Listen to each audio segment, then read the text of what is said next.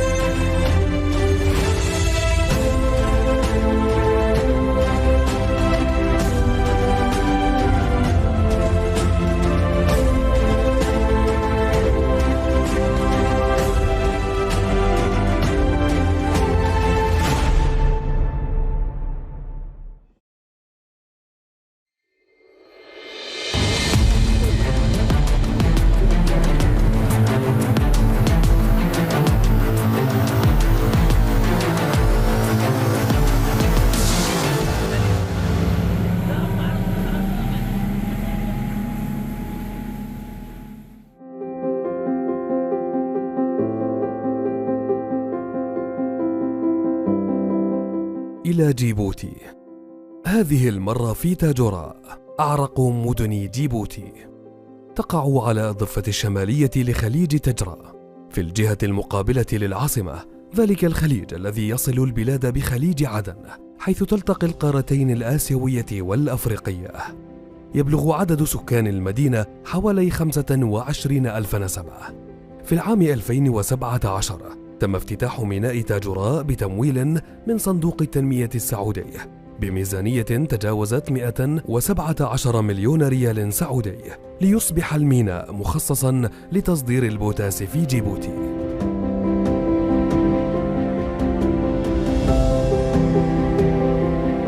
خليج تاجوراء واحد من أهم المعالم السياحية في جيبوتي، والمكان المفضل للغوص مع الحيتان والقروش والتصوير الفوتوغرافي تحت الماء. تاجوراء حيث المساجد السبعة والإطلالات الخلابة على البحر وجهتنا اليوم.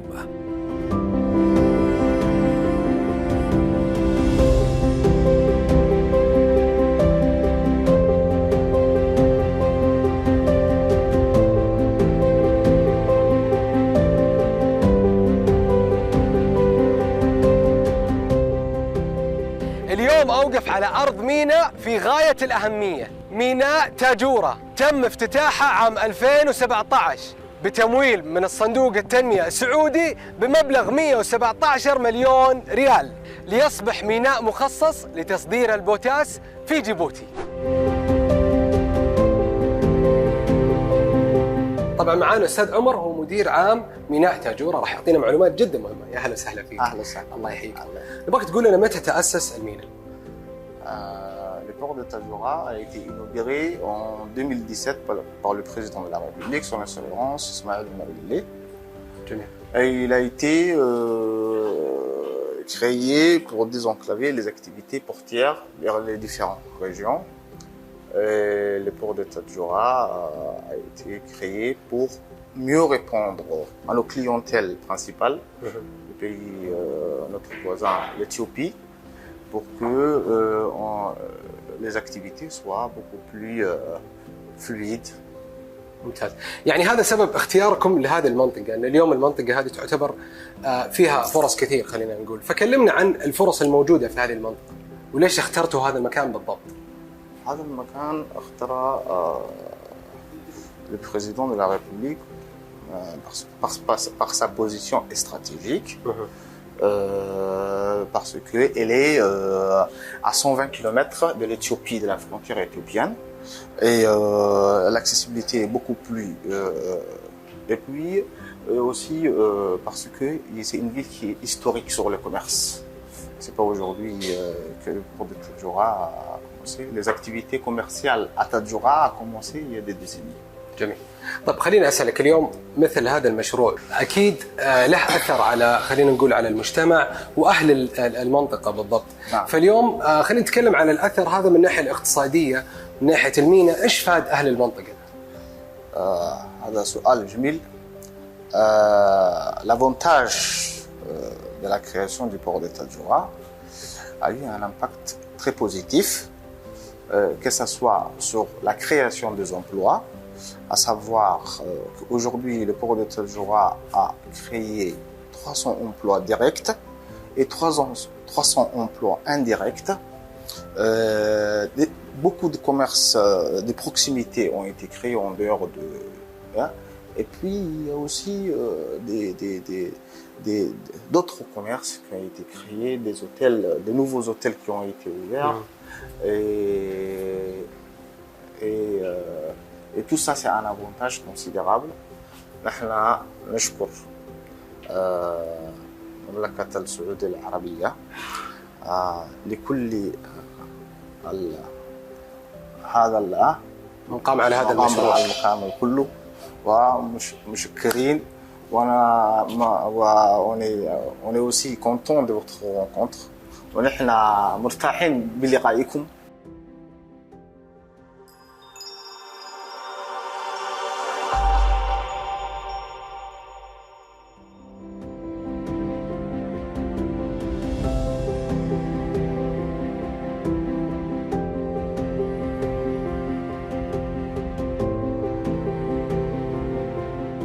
مساحة 40 هكتارا مجهزة بكافة البنى التحتية للموانئ وحركة تصل إلى 4 ملايين طن سنويا من خلال حركة الشحن اليومي المتتابعة. إمكانيات هائلة يملكها هذا الميناء في دولة تعتمد على الاستيراد والتصدير لكل دول العالم. بأكثر من 120 مليون دولار أمريكي تم تمويل هذا المشروع وبإسهام سعودي سخي ليكون لديه القدرة على استيعاب سفينتين في وقت واحد من فئة 65,000 طن.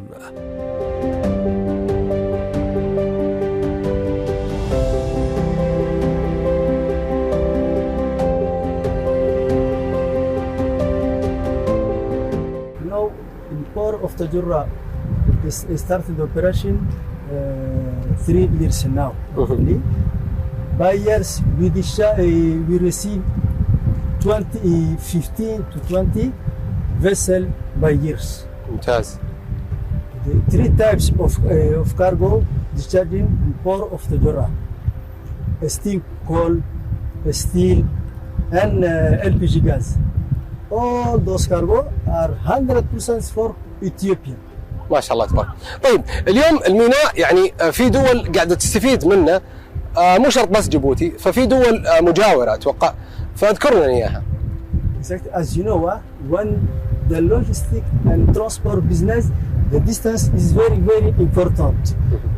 The Tadjoura port is near 100 kilometers of the Ethiopia. Okay. Those the Ethiopian, the cargo is for to move to Ethiopia. ممتاز. اليوم مضيق باب المندب يعتبر قريب من خلينا نقول من ميناء تجرة، فنبغى نبين لهم اليوم للسادة المشاهدين أهمية وجود أو قرب مضيق باب المندب من الميناء. As you know, globally, the Djibouti is in strategical point of transport list. 25% of the vessel, of the commercial vessel, pass by near of Djibouti. We are on top one, three corridor. Okay. At this time, all the line need to discharge their cargo as transshipment, as import, as like this to use our strategy.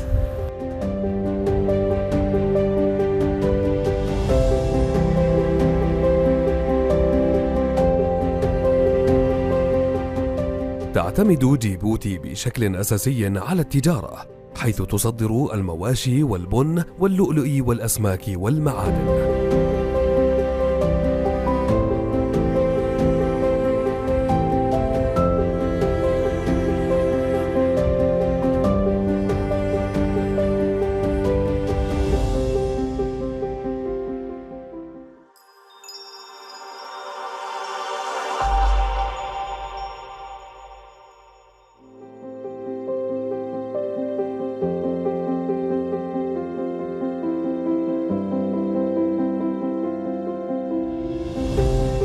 تكلمنا عن المدينة هذه الجميلة وعن وجود الميناء اليوم خاصة في هذه المدينة، وإيش الفرص اللي انفتحت لأهل المدينة. أولا شكرا لزيارتكم في هذه المدينة البيضاء التي يسمونها مدينة بيضاء. هي مدينة لها تاريخ كبير وضخم. كان قبل هذا الميناء كان تعمل تجارة قبل 2000 سنة، قرنين كان تعمل مع الحبش. هذا الميناء لها أثار كبير وضخم في حياة المدينة أكثر، أحياء في أهالي التجارة والشباب خاصة. ممتاز. وكثير حصلوا على فرص عمل، وكثير كمان في تجارة لها أثر كبير لأهل المنطقة. جميل. وهذه كمان تعتبر من السياسات الرئيس الجمهورية الذي قال إنه القريات أو المدن لازم تحصل على فرص لتكون عمود الاقتصاد فعلا في جمهورية جيبوتي. لأن في جيبوتي عملت في استراتيجيتها في المنطقة على أن توسع مينائها وتجارة. هي أولا من هذه السياسات الحكومية. جميل. ميناء تجارة. وكما قلنا في كمان طريق يذهب من بعد الميناء إلى الحبش، ويساوي يعني كثير بالنسبة لأصحاب التجارة والأهالي الذين يعيشون في الريف. هذه الطريق، ونرى أنه في كثير تأثير وتطورات ويعني تبادل بين الشعوب فعلا الإثيوبية وجيبوتين. جميل. ونريد أن هنا أن أقول وأكرر وأشكر الصندوق التنمية السعودية والدولة السعودية الشقيقة المملكة العربية السعودية.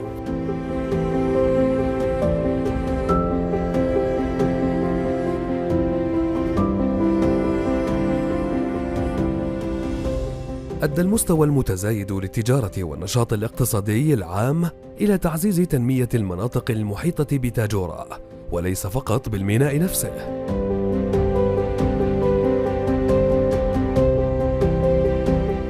ونشط العمل أيضاً على الطريق البالغ طوله 114 كيلومتر، والذي يربط الميناء بأثيوبيا المجاورة،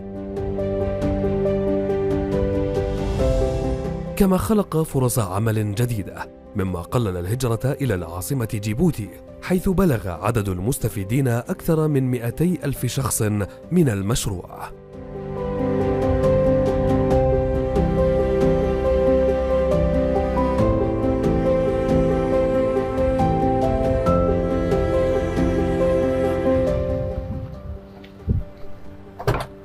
بسم الله ما شاء الله. السلام عليكم. وعليكم السلام ورحمة الله. كيف الحال يا صديقي؟ تمام والحمد لله. ما شاء الله تبارك الله.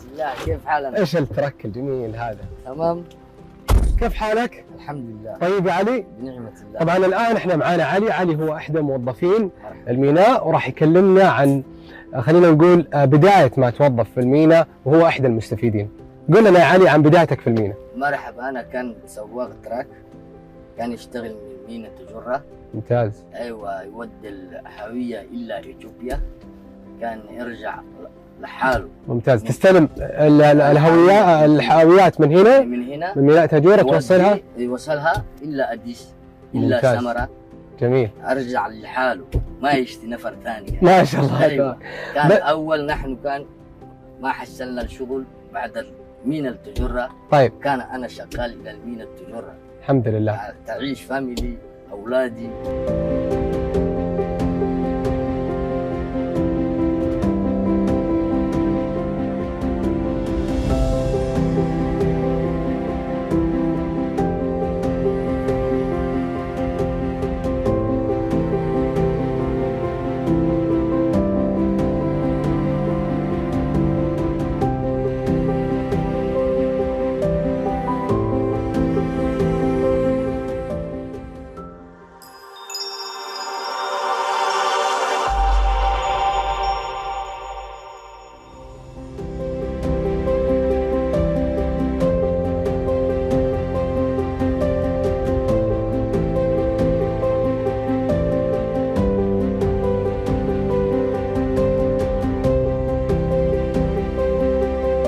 بالقرب من مضيق باب المندب، واحد من أهم ممرات النقل والمعابر على الطريق البحرية بين بلدان أوروبية والبحر المتوسط وعالم المحيط الهندي وشرقي أفريقيا.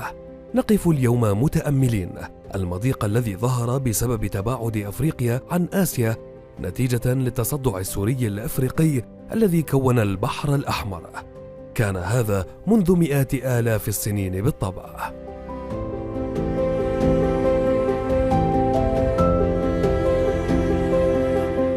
يقول عباس العقاد: لا أحب الكتب لأنني زاهد في الحياة، ولكني أحب الكتب لأن حياة واحدة لا تكفيني.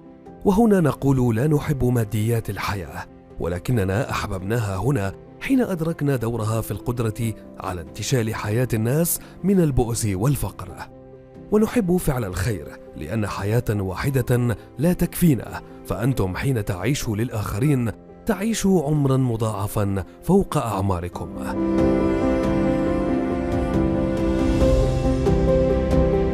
في الوقت الذي تقدم فيه الحضارة الغربية اليوم نموذجا عالميا في العمل الدؤوب والتقدم العلمي، تقدم أمتنا وبلدنا نموذجا في القيم والأخلاق، في التعاضد من أجل التنمية والحياة الفضلى لشعوب الأرض، ونظن أن هذا ما ينقص الغرب.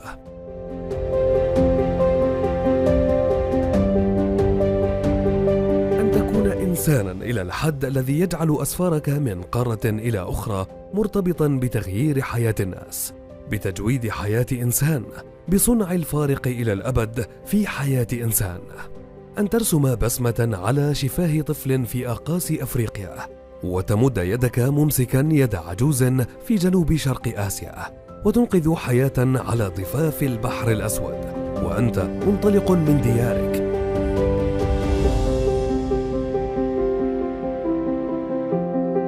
بدأنا اليوم ندرك معنى أن تنفق من أجل سعادة غيرك، وما الذي يعنيه العمل الذي يقوم به صندوق التنمية السعودي، أو ما يعنيه أن تكون واحدا منهم.